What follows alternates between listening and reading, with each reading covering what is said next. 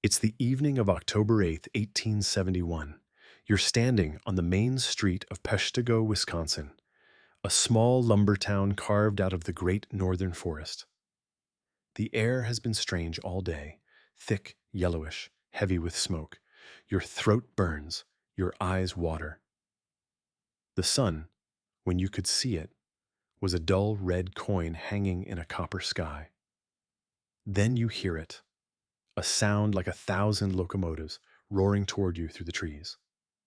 The horizon to the southwest begins to glow. Not the gentle amber of a campfire, but a furious, pulsing orange that fills the entire sky. The wind suddenly doubles, then triples in force. Embers the size of your fist begin falling from above like burning rain. You have minutes, maybe less. And there is nowhere to run, because the fire is not coming from one direction. It is coming from everywhere. What happens next will kill more Americans than any fire in the nation's history, and almost no one will remember it. To understand what happened at Peshtigo, you have to understand what Wisconsin was in 1871. The upper Midwest was in the grip of a lumber boom. Vast tracts of white pine forest were being felled to feed the growth of Chicago, Milwaukee, and the expanding railroads. Sawmills ran day and night. Entire towns existed to serve the timber industry. Peshtigo was one such town. Nestled along the Peshtigo River in Marinette County, it had a population of roughly 1,700 people. Its beating heart was the Peshtigo Company woodenware factory, owned by Chicago industrialist William Butler Ogden, a massive complex that produced buckets, tubs, clothespins, and shingles. Nearly everything in Peshtigo was made of wood: the buildings, the sidewalks, the bridges. Sawdust blanketed the streets inches thick, slash piles, the leftover branches and treetops from logging, littered the surrounding forest floor for miles. The town was, in the most literal sense, fuel waiting for a spark. The summer and early autumn of 1871 had been punishingly dry across the upper Midwest. From July onward, rainfall in northeastern Wisconsin was far below normal.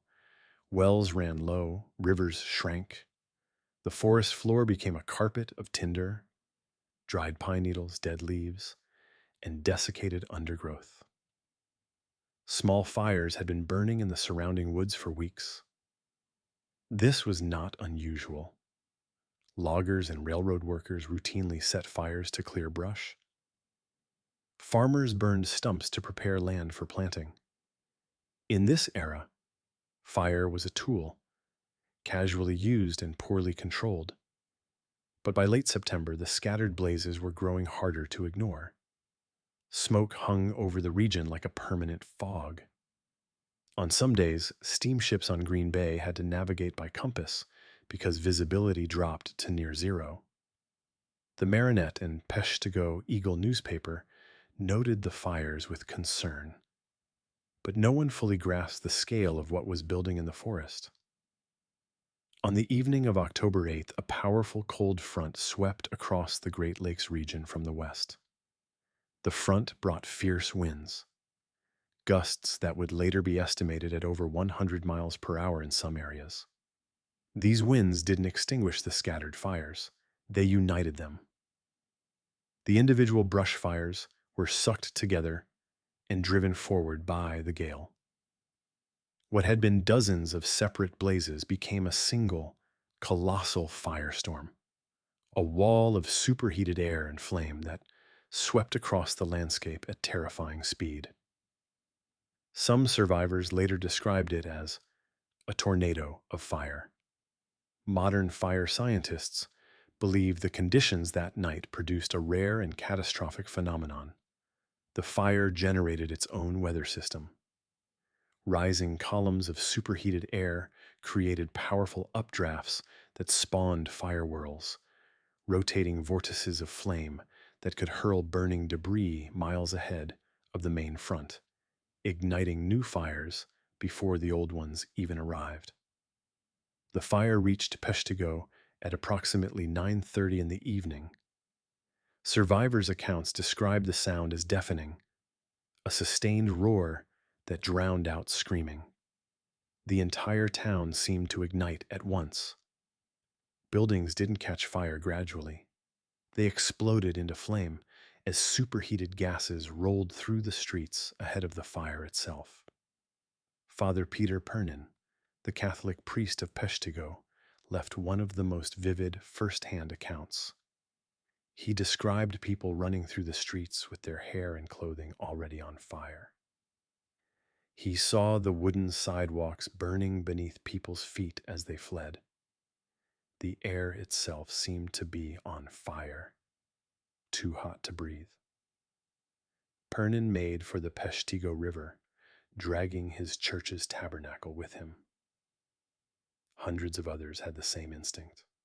Men, women, and children plunged into the cold water, pressing themselves below the surface as waves of radiant heat rolled over them. Those who lifted their heads too high had their hair singed away. Some drowned, others died of hypothermia. But the river saved many who would otherwise have perished. Not everyone reached the water. Many were overtaken in the streets or in the surrounding woods. Entire families were found huddled together in root cellars or clearings, suffocated by the toxic gases or incinerated by the heat. Some bodies were found with no visible burns, killed by the superheated air that seared their lungs in a single breath. Peshtigo was not the only community destroyed that night. The firestorm swept across an estimated 1.2 million acres of northeastern Wisconsin and parts of upper Michigan. The towns of Brussels, Williamsonville, New Franken, and dozens of smaller settlements were damaged or obliterated entirely. Sugarbush, a small farming community southwest of Peshtigo, was virtually wiped from the map. Across Green Bay, communities along the Door Peninsula also burned. Families who had fled to plowed fields or lakeshores survived. Those who tried to outrun the fire through the forest often did not. The scale of destruction was staggering. An area roughly the size of the state of Rhode Island was consumed in a single night. And on this same night, October 8, 1871, across Lake Michigan, the city of Chicago also caught fire.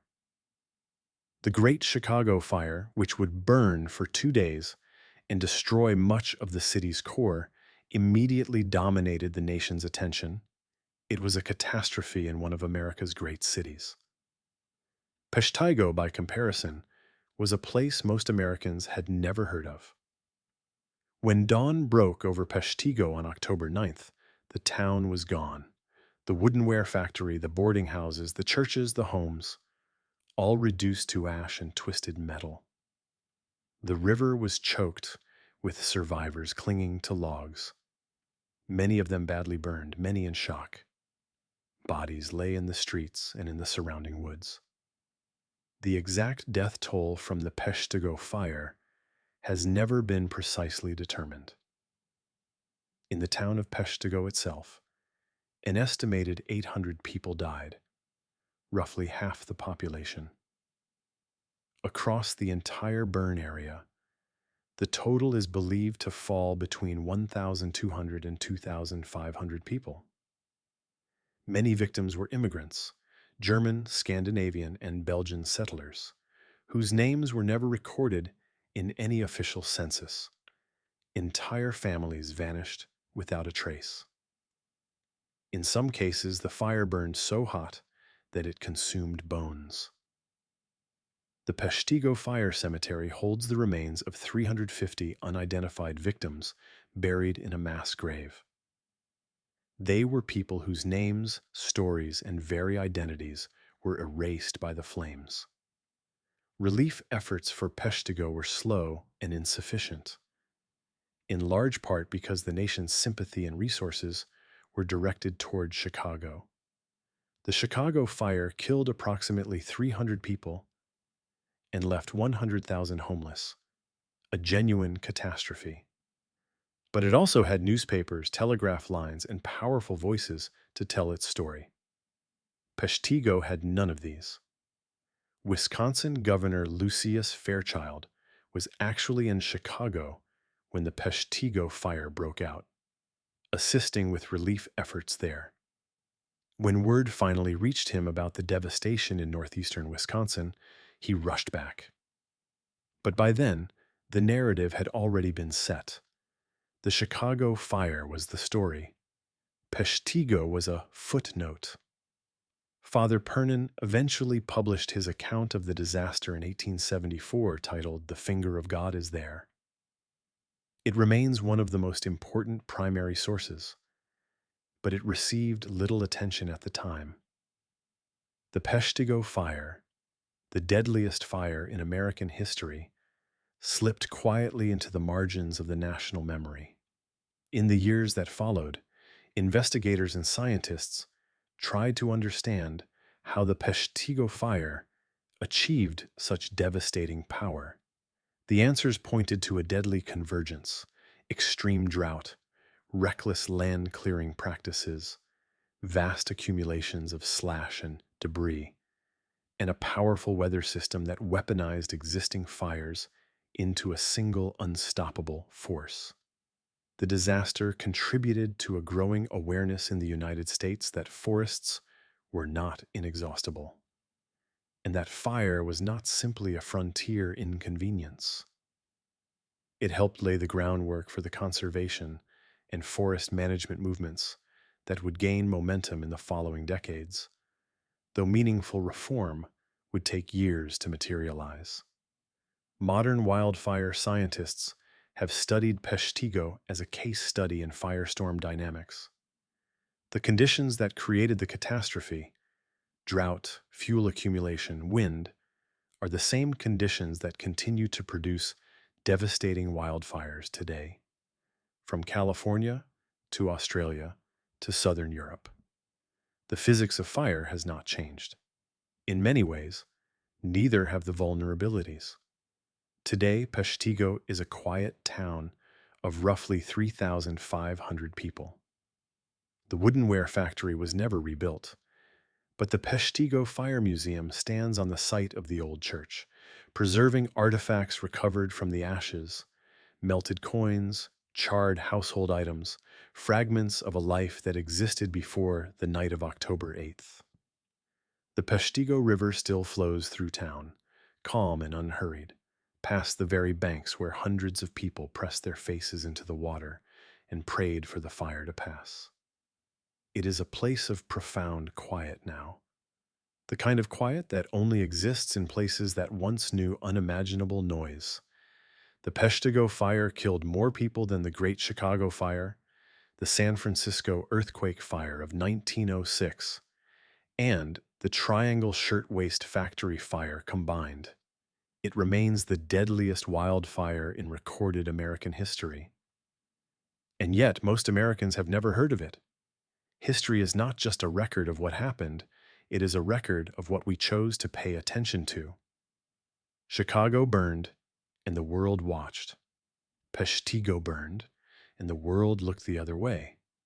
Not out of cruelty, but because the voices of a small lumber town in the Wisconsin woods could not carry as far as those of a great American city. But the dead of Peshtigo are no less dead for being forgotten. The families who huddled in root cellars, the children who were carried into the river, the immigrants who had crossed oceans to build new lives, only to lose them in a single night. Their suffering was real, and it mattered. It still matters. Every autumn, the people of Peshtigo mark the anniversary. They gather at the cemetery where 350 nameless victims lie. They remember what the rest of the country forgot. Because if no one speaks for the dead of Peshtigo, then the fire wins twice. Once when it took their lives, and again when it takes their memory.